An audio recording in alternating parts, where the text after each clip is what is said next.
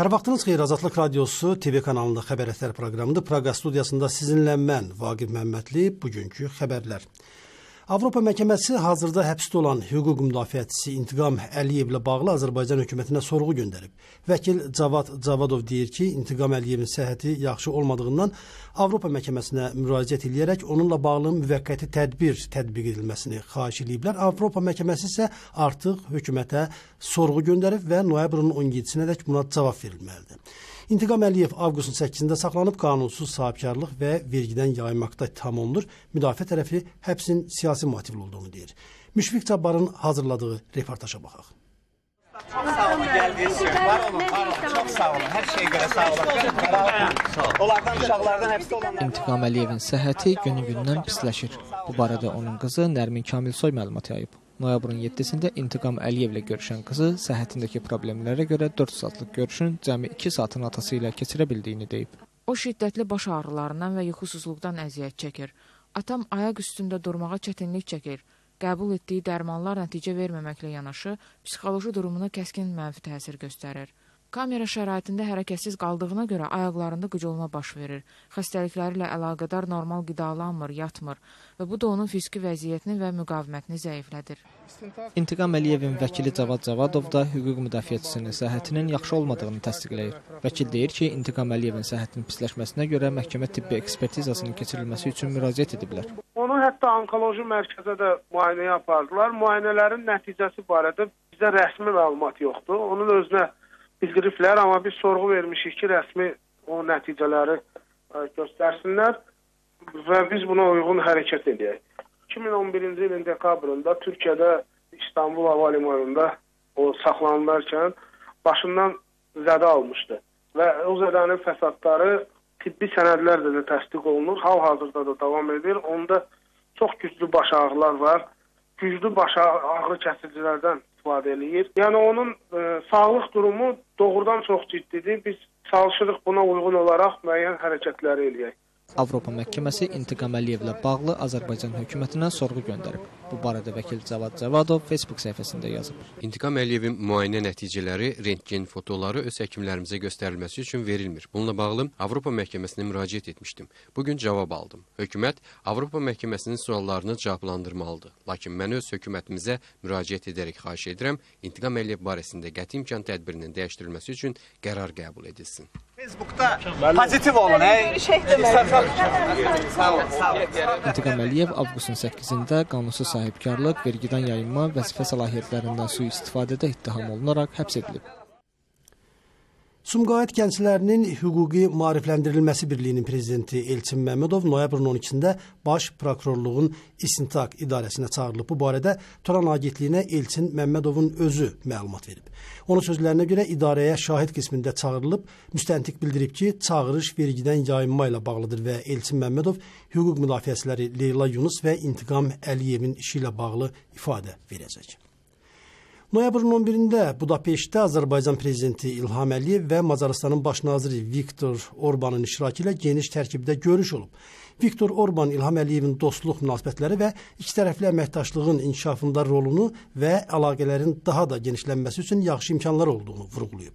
Öz növbəsində İlham Əliyev iki ölkə arasında ticarət dövriyyəsinin artdığını və iqtisadi əməkdaşlığın genişləndirilməsi üçün böyük perspektivlər olduğunu bildirib.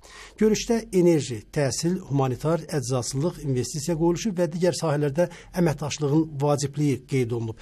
Həmçinin Ermənistan-Azərbaycan Dağlıq Qarabağ münaqişəsi, Avropa Birliyi çərçivəsində əməkdaşlıq və regional məsələlər ətrafında fikir mübadiləsi aparılıb. İran prezidenti Həsən Ruhaninin Azərbaycana səfəri çərçivəsində Milli Məclisdə çıxışı nəzərdə tutulur. Bu barədə AP agentliyinə Milli Məclisin mətbuat xidmətindən məlumat verilib. İran prezidenti Ruhani noyabrın 12-də Azərbaycana rəsmi səfərə gəlir. O səfər zamanı Azərbaycan prezidenti İlham Əliyev də daxil olmaqla bir sıra iki tərəfli görüşlər keçirəcək. Səfər çərçivəsində müxtəlif sahələr üzrə 10 sənəd imzalanmalıdır. Ümumiyyətlə, İran prezidentinin Azərbaycana səfərindən nə gözlənilir? Politolog Zərdüş Əlzadə Azadlıq Radiosunun suallarını cavablandırıb. Bu həftə İran prezidenti Həsən Ruhaninin Bakıya səfəri gözlənilir. Prezidentin səfər çərçivəsində bir sıra rəsmi şəxslərlə görüşməsi, bəzi birgə əməkdaşlıq müqavilələrini imzalaması nəzərdə tutulub. Politoloq Zərdüş Əlizadə Həsən Ruhaninin gəlişini belə şərh edir. Ruhani İranın ağır dövründə seçildi və yəni Ruhani qərblə münasibətlərin normallaşması şüarı altına gəlib, təbii ki, belə bir şüarla gələn adam getdi BMT-nin baş assambleyasında İsrailə qarşı, Yahudilərə qarşı, Yahudilik xalqına qarşı törədilmiş soyqırımı tanıdı, bunu pislədi. Bu İranın diplomatiyasına görünməmiş bir addım idi. Əhməd-Necəbin diplomatiyasından fərqli olaraq. Və belə bir fikir var ki, Ruhani bütün xarici ölkələrlə münasibətləri yaxşılaşmağa çalışacaq və Amerika bu xeyir. Bilirsiniz ki, bu yaxında Obama gizli bir məktub göndərdi Cənab Ali Xameneiyə və orada belə bir şey vurğuladı ki, biz yaxın şərqdə əməkdaşlıq edə bilərik. Yəni, ola bilsin ki, Ərəb şərqində dəlixanadır, hamı-hamını qırır və sabit bir dövlət kimi İran Amerika üçün cazibədardır və ola bilsin ki, şah dövründə olduğu kimi yaxın şərq siyasətində İrana söykənmək fikrində. Bu cazibədarlığın Azərbaycana bir xeyri olacaqmı? Azərbaycana o xeyirdir ki, əgər qərblə İranın münasibətləri yaxşılaşsa, yəni Azərbaycandan İrana qarşı istifadə etmək iştahı sönəcək. İndiyə qədər Azərbaycan arasından İrana qarşı istifadə edirlər. Bu müəyyən bir gərginlik yaradırdı İranla Azərbaycan arasında. İran üçün sirri deyildi ki, İsrail kəşfiyyatı işləyirdi Azərbaycanda İrana qarşı. Amerika kəşfiyyatı işləyirdi. İndi bu münasibətlər yavaş-yavaş yumuşalsa, Azərbaycan o cazibədarlığını itirəcək meydança kimi, yəni burada gəlib İrana qarşı işləmək. Bundan əlavə artıq ciddi qərar qəbul olunub ki, Cənub-Şimal dəmir yolu işə düşsün, çəkilsin, qutarsın. Bu, həm İrana, həm Azərbaycana, həm Rusiyaya böyük iqtisadi mənfəət gətirə bilər. Rusiyadan Bakıya rəsmilər gələndə politoloqlar belə şərh edirlər ki, onlar qardaş münasibətini xatırlatmağa gəlirlər. Bəs İran prezidenti nəyi xatırlatmağa gəlir? Ruhani gəlir ki, İran üçün müəyyən hansısa bir gərginlik nöqtəsini yumuşaltsın və eyni zamanda böyük imkanlar var ki, iqtisadi sahədə əməkdaşlıq eləsinlər. İran şirkətləri, İran dövləti özü gəlib Azərbaycanda işləmək istəyir, qazanmaq istəyir, amma Azərbaycan hakimiyyəti heç kəs, hətta qardaş Türkiyə biznesini belə bura yaxın buraxmır. Hər şey öz insaklarımız həll edir.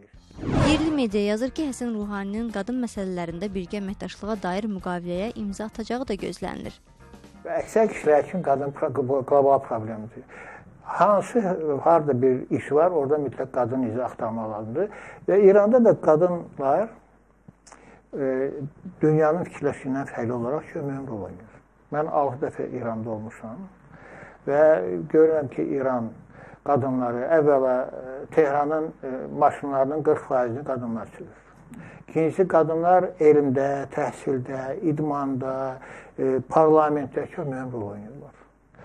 Düzdür, üzü bağlıdırlar, banto geyirlər, çarşaf taxırlar, amma ki, qadınlar kifayət qədər hüquqa malikdirlər və bu yaxında da Azərbaycana İranın qadın məsələ üzrə bir vitse-prezidenti gəlmişdi.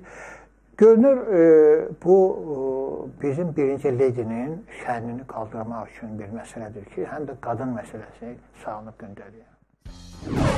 Cənub-Şimal istiqamətində dəmir yolu açılsa, əgər Cənub-Şimal dəmir yolu açılsa, avtomobil yolunun işlədilməsi Cənub-Şimal istiqamətində daha müsbət həllini tapsa, bu hər iki ölkəyə böyük iqtisadi dividendlər gətirə bilər.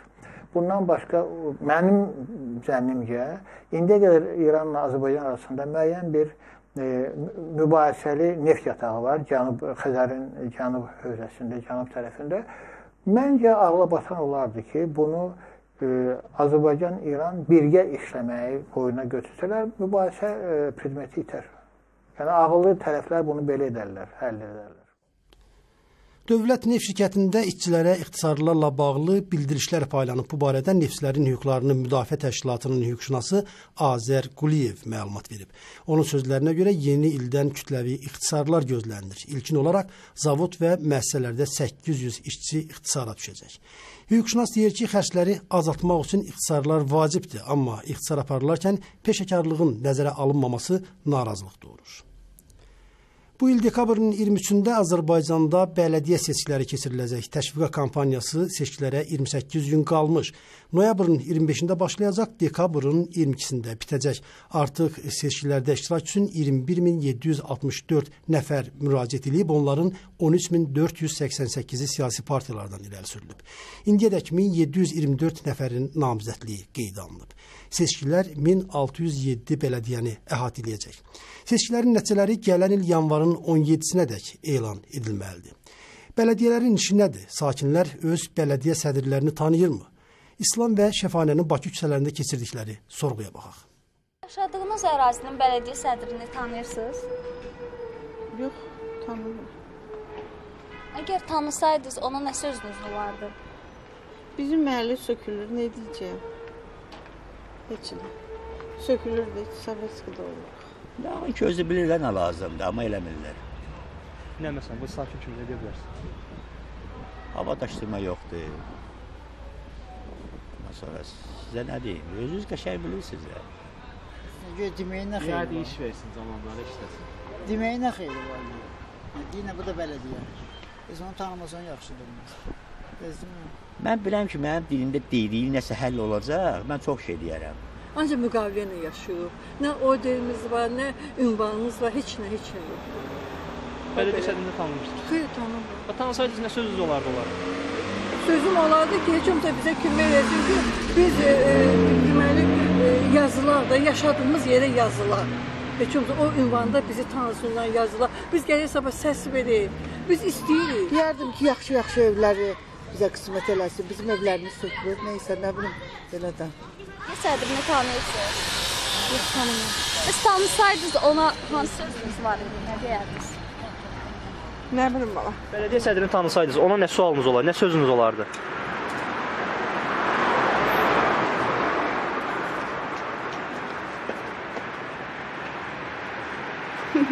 Yerdən üzmüş. Üzə çıxmırlar.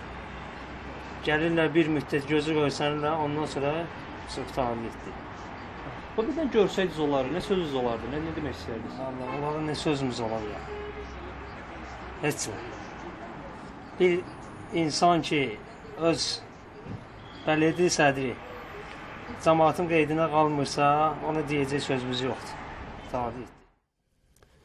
ABŞ və Rusiya prezidentləri noyabrın 11-də Pekində Asiya Sakit Okean İqtisadi Əməkdaşlıq Sammiti çərçivəsində 3 dəfə qısa görüş keçiriblər. Danışıqlar zamanı İran, Suriya və Ukrayna ətrafındakı vəziyyət müzakirə olunub. Bunu ABŞ Milli Təhlükəsizlik Şurasının sözçüsü Bernadette Mehan deyib. Onun sözlərinə görə Obama ilə Putin ümumilikdə təxminən 15-20 dəqiqə danışıblar. Amma Mehan detallar barədə heç nə deməyib. ABŞ noyabrın 10-da Rusiyanı Ukraynada separatistlara tanklar və ağır silahlar ötürməkdə ittiham eləmişdi. Asiya Sakit Okean ölkələrinin liderləri Çinin azad ticarət zonası sazişi üzərində işləmək təklifini müsbət qarşılayıblar. Çin lideri Xi Jinping noyabrın 11-də 2 günlük sammitin sonunda deyib ki, liderlər Asiya Sakit Okean regionunda azad ticarət zonası yaradılması təklifinin 2 il araşdırılması barədə razılıq əldə ediblər. Çin prezidenti bunu tarixi addım adlandırıb. O həmçinin deyib ki, Asiya liderləri korrupsiya ilə mübarizəni gücləndirmək qərarına gəliblər. Qazaxıstan prezidenti Nursultan Nazarbayev noyabrın 11-də İşıqlı Yol adlı yeni iqtisadi proqramı elan edib. Prezident xalqa illik müraciətində bildirib ki, ipoteka kreditləri 1-2% ilə veriləcək. Hökumət sosial kirayə evləri tikməyə başlayacaq. Bu evlər vətəndaşlara uzun müddətə kirayə veriləcək. Sonda isə onlar bu evləri ala bilərlər. Yanvarın 1-dən başlanan yeni proqrama 24 milyard dollar ayrılır. Bu saat olan xəbərlər bu qədər. Xəbərləri mən çatdırdım Vaqif Məmmədli. Azadlıq Radiosu AZ saytında hər gün yeni xəbərlərlə tanış ola bilərsiniz. Saytımıza mobil telefonla da baxmaq olar. Bundan başqa bizi Facebook və Twitterdə izləmək olar. YouTube portalında isə videolarımıza baxa bilərsiniz. Sadəcə Azadlıq Radiosu yazmaqla bizim bütün sosial şəbəkələrdəki səhifələrimizə girə bilərsiniz. Azadlıqda qalın.